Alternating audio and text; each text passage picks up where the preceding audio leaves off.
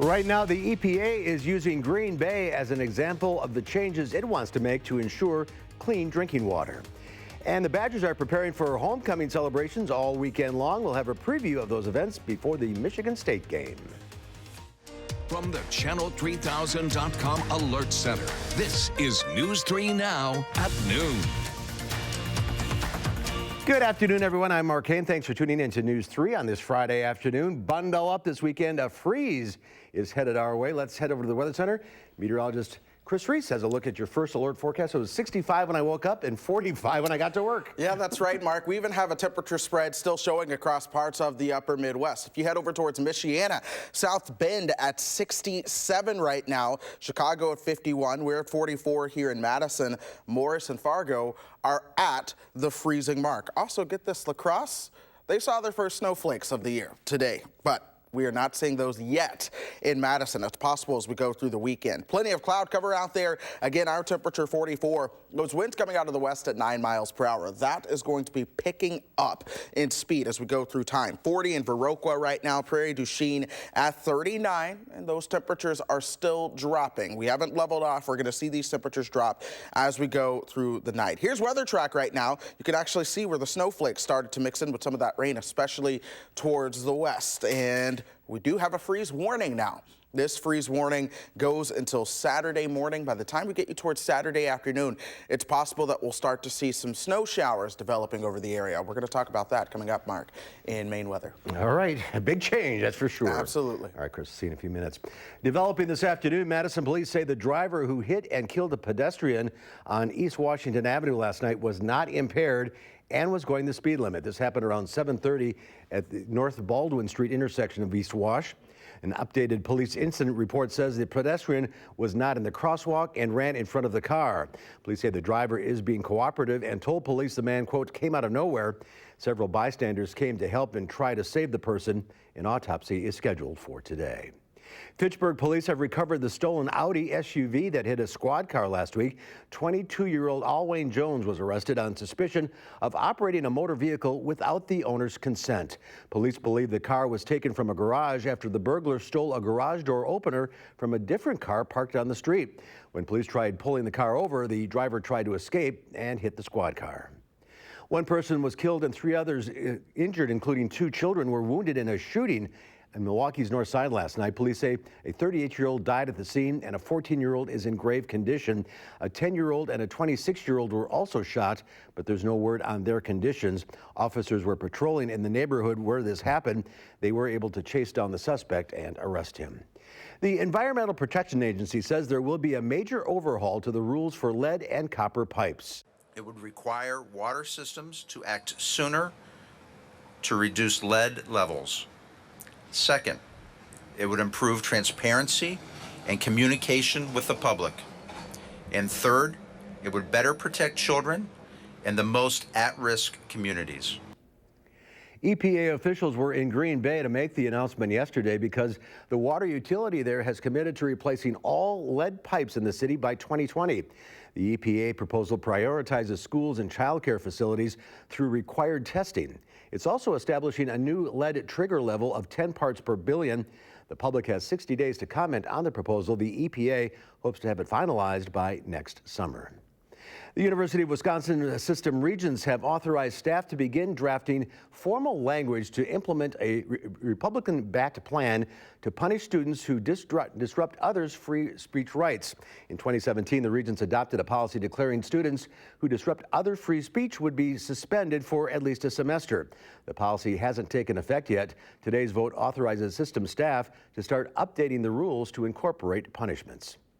President Trump calls the impeachment inquiry insane and accuses the Democrats of trying to steal the 2020 election. Despite his objections, the inquiry is pushing ahead today with the deposition of his former ambassador to the Ukraine, who President Trump recalled from office in May. Bafta Yaman has more details from Capitol Hill. Marie Ivanovich, the former U.S. ambassador to Ukraine, arrived on Capitol Hill for a closed-door deposition.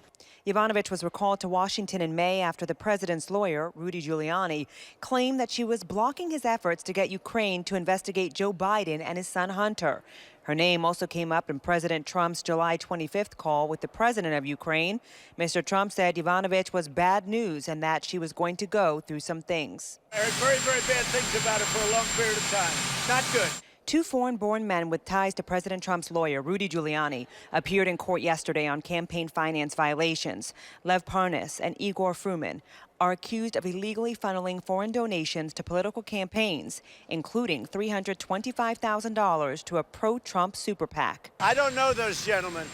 Now, it's possible I have a picture with them because I have a picture with everybody.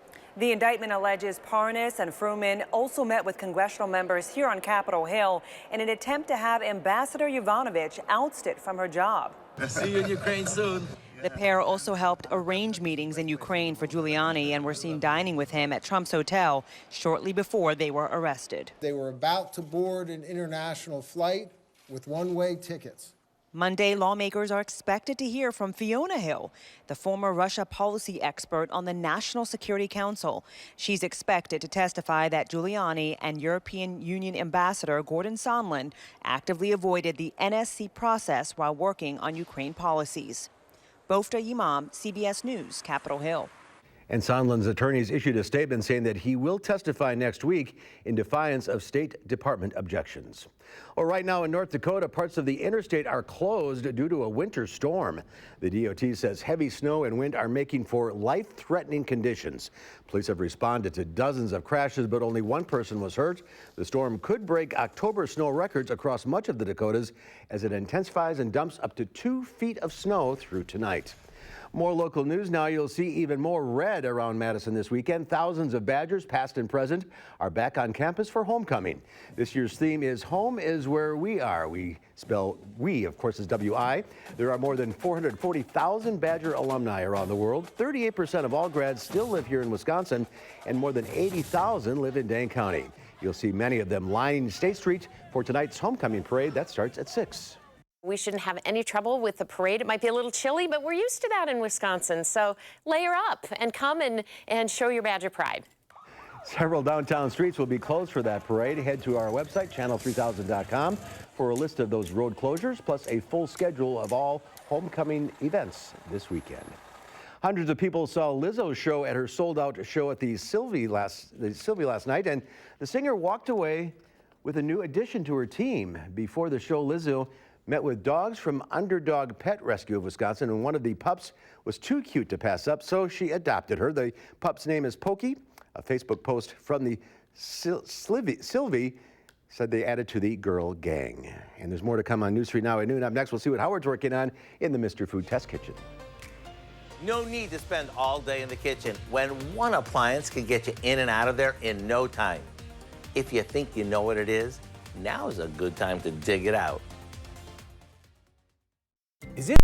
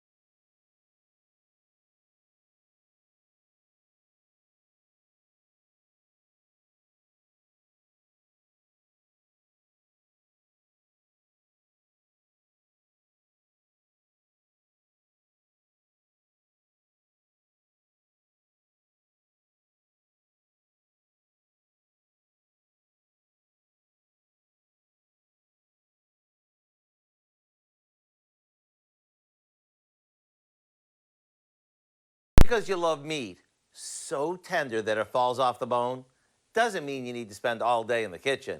It does mean that you need to dig out your pressure cooker or Instant Pot.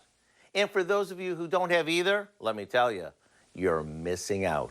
Not only do they cook super quick, but today's versions of these are safer than ever. Here's a brisket that would take hours if we cooked it traditionally, but watch how fast it can be made using our pressure cooker.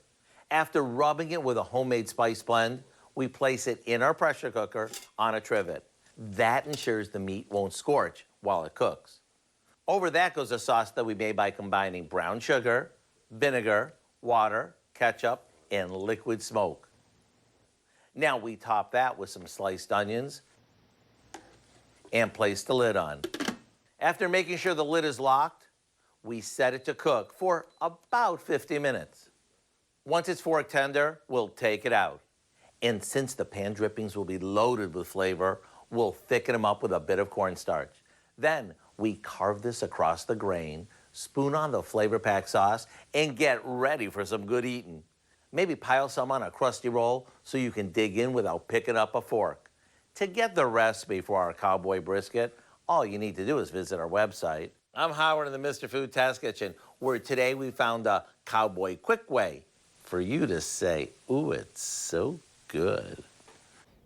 All right, Art, thank you. Next to new, maybe some showers this afternoon, and bundle up. Extra layers for the Badger homecoming festivities this weekend. Chris has your first alert forecast next.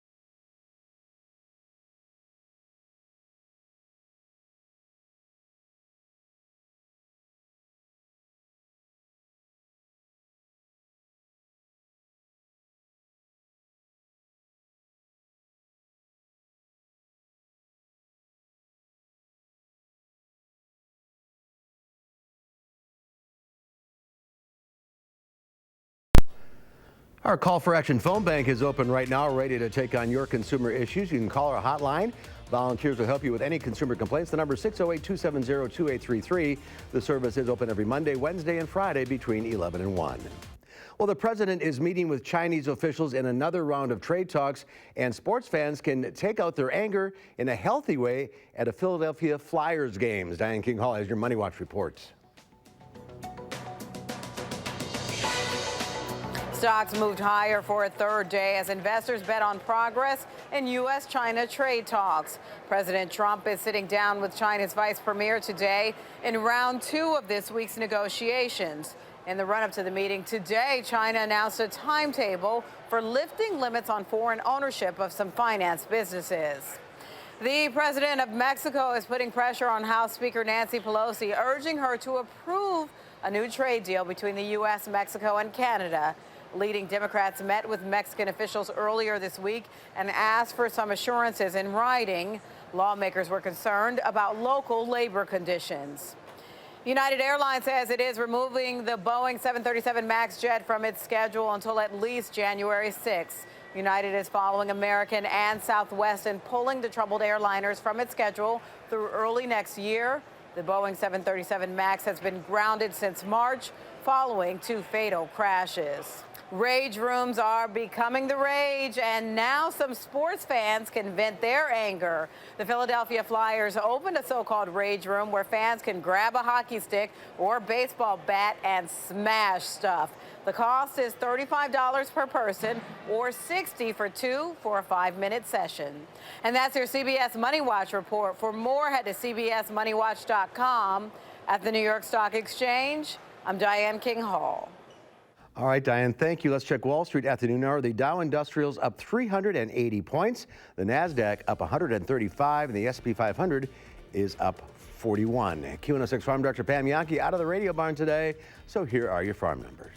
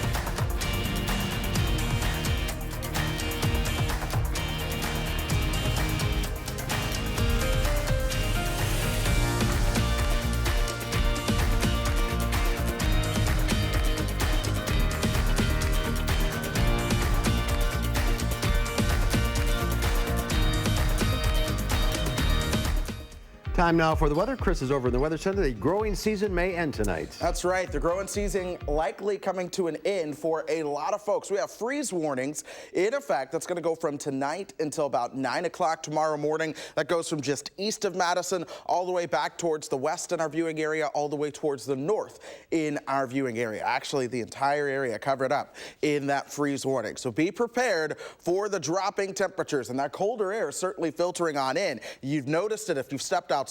And while we've had rain, pay attention to the western side of this loop. You see where some snow has been reported in times. In fact, La Crosse did officially report their first snowflakes of the season. Now, temperature-wise, a lot of folks are still in the 40s. There's some upper 30s starting to show up. Viroqua at 39, Decorah at 37. Here in Madison, we sit at 44 right now. You factor in the wind, and some of those wind chills are a little bit lower. Our wind chill at 39. You go out towards Prairie du Chien, the wind chill is 32. I think all of us will see some wind chills, perhaps 20 degrees colder than what they are right now as we get into tomorrow. Again, 44 in Madison, those winds coming out of the west at 9 miles per hour. Of course, it is certainly very cloudy out there. We're going to see the clouds likely hang around as we go through the evening. But I do want to point out the temperature spread across the upper Midwest. South Bend at 67, Kalamazoo 65, Muskegon also at 65. Let's head to Fargo, 33 right now. Where those temperatures are below freezing, that's actually where a winter storm does continue to dump plenty of snow throughout parts of the Dakotas. That'll be moving into western Minnesota. Then as that wraps around, we actually have a shot to see our own snowflakes and drizzle as we get you into the latter half of your Saturday. But here's the overall setup that we have right now. That cold air continues to pour into much of the country, even southern Texas. My family down in Houston had a 30-degree temperature drop this morning. We've got our own 30-degree temperature drop that we've certainly been dealing with. Watch temperatures And I'll be honest, I think we're maybe a couple degrees too warm on future track. By 9 o'clock, temperatures will likely be into perhaps the mid-30s, 35, 36 degrees at 9 o'clock. Skies begin to clear out a little bit. We will see some drier air coming in that might even allow for some sunshine as we head into early Saturday. But watch how these temperatures are dropping to 31, 30, even some upper 20s showing up. This is why we have that freeze warning in effect tonight, and that growing season could come to an end. So anything that you don't want to get that cold, make sure you cover that up. Tomorrow, temperatures will make it into the mid-40s for highs. Here comes the cloud cover. Here comes that wraparound moisture. And this is where everyone kind of has that chance to see some rain or snow showers. I think the further north you are, the best chance you have for that to be frozen. Further towards the south, you'll see some rain, but at times the cold air will mix in enough to allow some snowflakes to mix on in. But we're staying chilly. You factor in the wind here, how the wind chills are going to be tomorrow morning. We're talking low 20s for the wind chills in some spots. Even into the afternoon tomorrow, wind chills will be in the 40s, but then Sunday afternoon will likely be even colder, especially with more cloud cover. Sunday at lunchtime, wind chills are in the 20s and low 30s. So jackets are something you are certainly going to need as we go through the weekend with this colder air settled in on top of us. Good news, though, after a reinforcing shot of cooler air for the mid part of the week, I think we see a little warm up, and then another shot of cold prepares to dive in from the west. So we are going to be in the roller coaster ride of temperatures as we go through the next probably couple of weeks through the fall. But here's how things are shaping up. I do believe, Mark, that we will get a nice stretch next week of comfortable temperatures in the 50s, some sunshine. Tuesday looks a little cloudy with a slight shower chance, but I am liking my overall forecast for next week. It should be comfortable after this weekend. So that 63 was like at midnight or something? That 63 was at midnight. Temperatures are falling. That 63 is over. We are falling down. All right, bundle up, going to the Badger game. Absolutely. And football tonight. Football tonight, especially a lot of the high schoolers who are going to be out. If you're going to one of those games, you're going to want a jacket. Put the kids in jackets too. Yep. All right. Next at noon, the Federal Trade Commission is warning about a scam that has people losing out on money when they sell items online. Stay with us.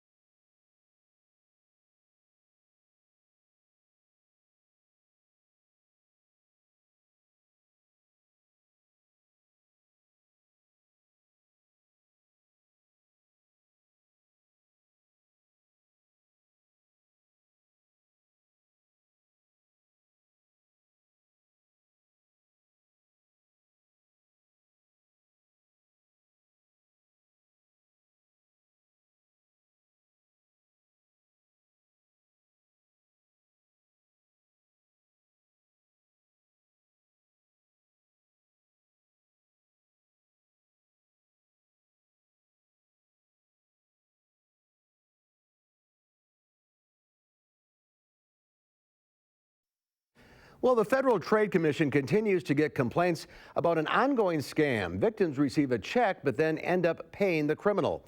Katherine Johnson explains how it works. Betty Hoskins decided to sell this ring online. A buyer agreed to buy it for $4,000, but when the check came, it was for $4,500. Hoskins agreed to send the extra $500 back with the ring, but the more she looked at the check, the more she grew suspicious. Something in my gut told me not to trust it, so I didn't trust it. She called a 1-800 number on the check and spoke to a customer service representative. And then she finally said, I really can't tell you anything. All I can tell you is that this time that check won't cash. Never accept an overpayment from anyone if you're selling something online. Tej Shrmushnam from the Federal Trade Commission says Americans lose millions every year in fake check scams, including this one, known as an overpayment scam. Here's how it works. A con artist sends a check for more than the agreed price and asks the recipient to deposit it and send the difference back. A few days later, the bank realizes the check is a fake, and now the victim has a bad check and is out $500. Be very wary of sending wires to people that you don't know. The minute the money leaves your account, there's just very little recourse for people. Betty kept getting texts from the person who sent the check. When she wrote back that it was a scam, she didn't hear from them again. Katherine Johnson, CBS News, New York. Be careful out there. All right, Chris has one final check of the forecast. Chilly. Yep, temperatures in the 40s right now. They will continue to fall as we go through the evening. If you're going out toward a Friday night football game tonight, you're going to want a jacket. Temperatures will be in the 30s, will be breezy. Some sunshine early on Saturday, but Saturday afternoon, the clouds come back along with chances for rain and snow showers. Temperatures in the 30s and 40s for those highs. We stay chilly with a little warm up next week. All right, Chris, thank you. Have a great weekend, everybody. We'll see you back here at 4. Have a great afternoon.